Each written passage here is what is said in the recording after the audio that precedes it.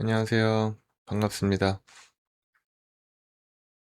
오늘은 그, 잘 사는 법에 대한 얘기를 해보려고 하는데, 장비가 지금 좀 계속 말썽이라서 이 얘기가 녹화가 될지 모르겠습니다. 지금 벌써 테이크 3인데, 음, 요새 들어서 떻게 하면 좀 잘 살 수 있을까, 이런 생각을 하게 되는 것 같아요. 뭐, 아주 뭐, 인생의 근간이 되는 가족이라든지, 뭐, 관계라든지, 건강, 이런 것들도 중요하지만, 그런 것들 말고 어떻게 보면 이제 도파민적이라고도 볼 수 있는 그냥 음식, 뭐 투자, 뭐 이런 것들, 사람을 만나는 거 이런 것들도 되게 짜잘한 것들이 삶의 질에 큰 영향을 미치잖아요. 한마디로 여우와 신포도 얘기하겠다는 겁니다. 몇 번 했는데 지금의 시기가 여우와 신포도 얘기가 참 절실하게 필요한 시기인 것 같아서 저도 개인적으로 많이 하거든요. 신포도 생각을. 뭔지 아시죠? 여우와 신포도? 여우가 이렇게 포도를 따먹으려고 하는데 너무 높이 있으니까, 아, 저 포도 엄청 시릴 거야. 맛 하나도 없을 거야. 이 생각을 하면서 이제 스스로 위로를 한 거야. 저거 안 먹어도 돼. 정신 승리를 한 거예요, 한마디로. 음, 근데 이거를 거꾸로 생각하면 그냥 해킹이라고도 볼 수 있을 것 같아요. 내 생각을, 내 관점을 해킹해서 똑같은 상황을 즐길 수 있게 하는 거. 어, 뭐, 돈을 더 많이 벌고, 성공을 하고 사회적 지위를 상승시켜가지고 내가 나의 기준 자체는 똑같지만 내 기준을 훨씬 상회하는 좋은 것들을 누리는 방법도 있지만 이 똑같은 상황에서 내 기대치만 낮춰서 내가 삶의 질을 이렇게 높이는 이게 좋은 거잖아요, 사실. 지미 카라는 코미디언이 행복이라는 건 지금 너의 상황 빼기 기대치라고 말했다시피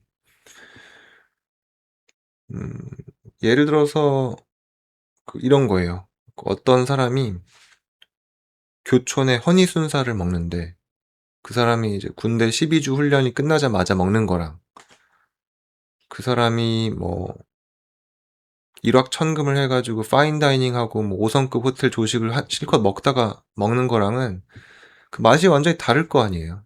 그죠? 전자가 훨씬 맛있겠죠? 사실 훈련 끝나자마자 먹으면 아마 교촌 허니순살이 아니어도 뭘 먹어도 맛있을 거예요, 사실은.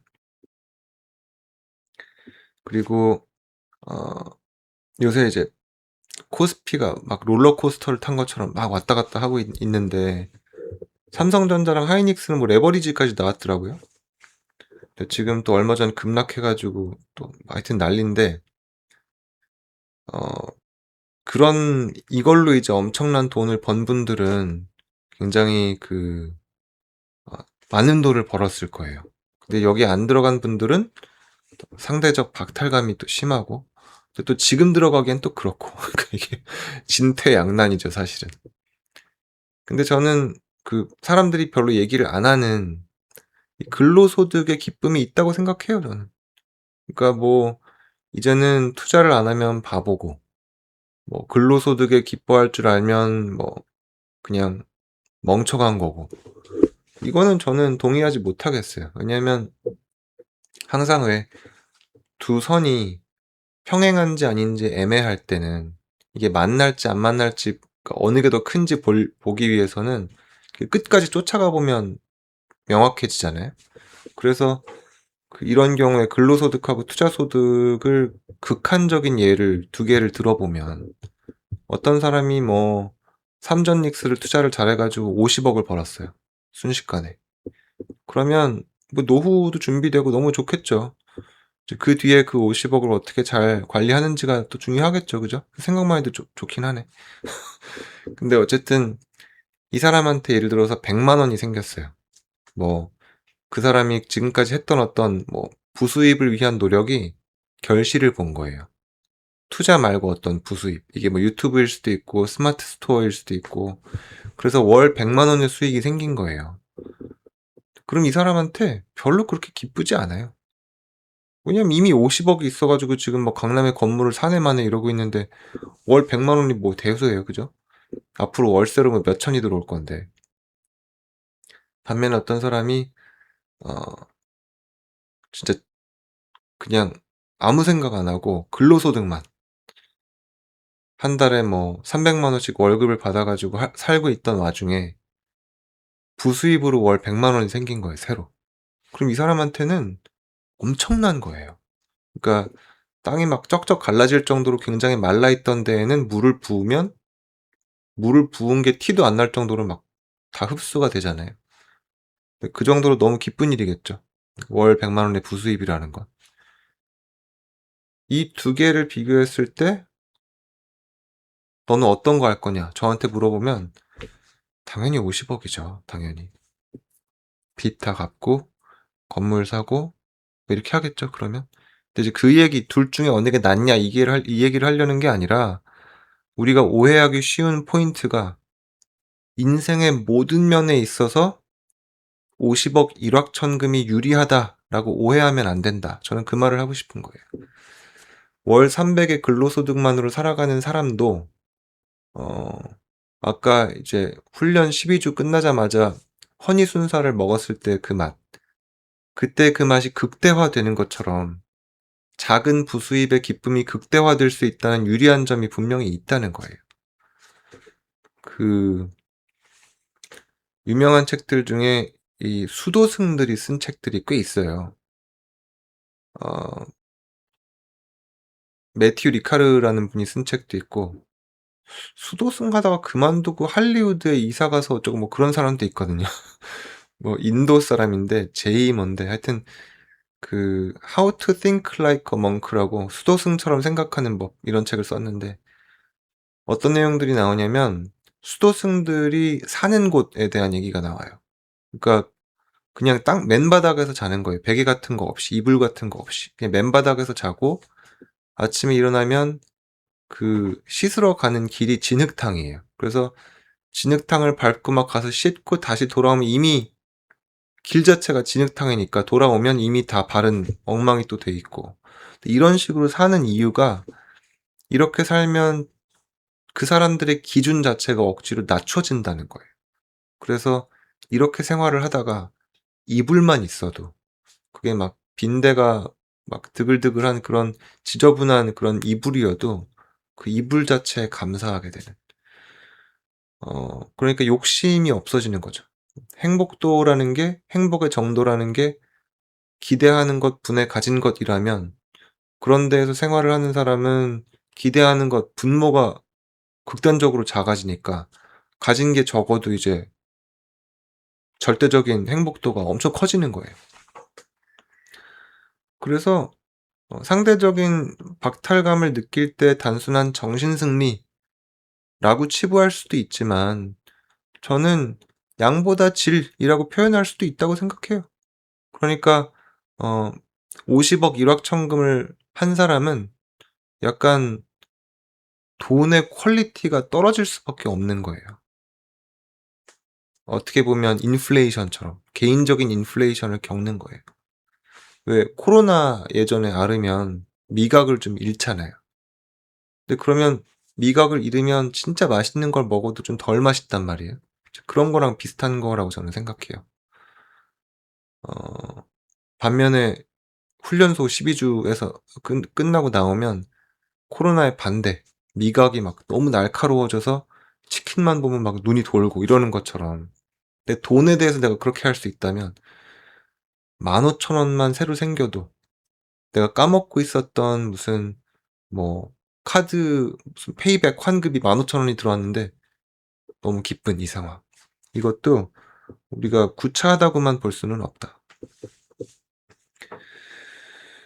음 그래서 먹는 거, 돈, 뭐 거주 이런 것들이 공통적으로 가지고 있는 것들이 내가 절대적으로 느끼는 것도 중요하지만 다른 사람과의 비교가 우리한테는 꽤 중요하게 작용을 하는 것 같아요. 나는 지금 교촌 허니순살을 먹고 있는데 저 옆 사람은 새우탕 작은 거 먹고 있네. 내가 훨씬 우월하네. 그럴 때 이제 기분 좋았다가 옆에 보니까 이제 오마카세를 먹고 있다. 그러면 나도 스시 좋아하는데 이런 생각. 그래서 어떻게 보면 순전히 다른 사람들의 잘 되고 못 되고에 따라서 나의 주관적인 행복도가 막 휘둘리기가 너무 쉽고, 내가 드디어 이제 국민 평수에 들어온 거예요, 자가로. 근데 옆에서 보니까 아직도 빌라에 살고 있는 사람들이 있어서 되게 우월감을 느꼈다가 옆에 보니까 재건축이 갑자기 뭐 확정이 돼 가지고 이러면 또 박탈감을 느끼고, 그죠? 나는 S&P 500으로 잘하고 있었는데 투자 안 하고 있던 사람들을 막 무시했는데 갑자기 삼전닉스가 미친 듯이 올라가고. 그래서 이게 약간 건방진 생각일 수도 있는데, 특히 투자에 대해서는 약간은 그 안 하는 게 마음의 평화 면에서는 유리한 것 같기도 하고. 그러니까 특히 요새처럼 이렇게 막 9천을 뭐 넘봤다가 9천 찍었나요? 모르겠네. 9천을 가까이 갔다가 7천 몇까지 또 막 이렇게 며칠 사이에 떨어지고 이러는 것들을 보면 저는 이제 국장을 거의 안 하거든요. 그러다 보니까 되게 박탈감이 있지만 빠져 있어서 다행이라는 생각도 조금 들어요, 사실은. 어 그리고 약간 청개구리 같은 마인드로 '적금을 한번 오랜만에 해 볼까?' 이런 생각도 들고, 이 사실 요새 세상에는 적금하면 바보잖아요. 근데 저는 '그것도 이제는 의미가 있겠다.' 이 생각이 들어요. 숫자랑 관련된 것들은 다 그런 것 같아요, 제가 보기에. 그러니까 뭐 투자 수익이든 성적이든, 제가 지금 하고 있는 유튜브도 조회수, 구독자 수 이런 것들 숫자로 돼 있는 것들은 하여튼 우리 삶에 있어서 그렇게 삶의 만족도를 올려주는 거에 있어서는 약간 부족한 것 같아요. 뭐 아들, 딸의 사랑, 뭐 내가 느끼는 만족감, 뭐 이런 것들은 숫자로 계량이 안 되잖아요. '이 허니순살 너무 맛있는데 앞으로 또 먹어야겠다.' 이게 뭐 3.8 이렇게 안 나오잖아요, 잘. 배민을 뭐 열고 굳이 내가 평점을 넣는다면 가능은 하겠지만. 그리고 이제 '우리 아들이 사춘기가 지나갔구나 이제 드디어.' 내지는 '우리 부부가 다시 사이가 좋아졌구나.' 이런 느낌들은 계량화가 안 되잖아요. 반면에 지금 우리 집의 시세가 얼만지, 뭐 내가 지금 현재 비트코인 수익이 얼만지, 안 좋은 예다 이거는. 특히 요새 같은 비트코인 얘기하지 말걸. 삼성전자 수익이 얼만지 이런 것들은 퍼센티지로 딱 몇 점 몇 나온단 말이에요. 그러니까 내가 느끼는 어떤 행복이나 불행의 지분이 수치로 표현되지 않는 어떤 질적인 면이 많이 차지가 돼 있을수록 조금 유리하지 않나. 그런 것들은 아무래도 이 급변하는 게 좀 덜하니까. 반면에 내가 느끼는 행복이나 불행의 척도가 100 이라면, 이것도 사실 숫자니까 어떻게 보면 좀 안 좋은 비유지만 100 중에 90이 확실한 수치로 계량이 되는 거에 있어서 내가 어 내 불행과 행복이 막 왔다 갔다 하고 있다면 '그렇게 이상적인 모델이 아닐 수도 있다.' 이런 생각을 해 봤습니다. 또 여우와 심포도 계열의 얘기인데 다르게 해서 표현하니까 또 약간 다른 것 같기도 하고, 그죠? 음 여러분들 생각이 궁금합니다. 제 의견에 공감하시는지. 제가 그 어제 영상에서 얘기했지만 목이 안 좋아서 사실 이렇게 뒤로 기대서 하는 거거든요. 보시기엔 좀 건방져 보일 수도 있지만 사실은 이 목을 뒤로 기대는 게 이렇게 하는 게 편해서 그렇습니다. 그래서 조금 건방져 보이시더라도 노여워하지 마시고, 음 여기에 대해서 어떻게 생각하시는지 의견을 주시면 제가 하나하나 읽어보도록 하겠습니다. 오늘도 좋은 하루 되세요.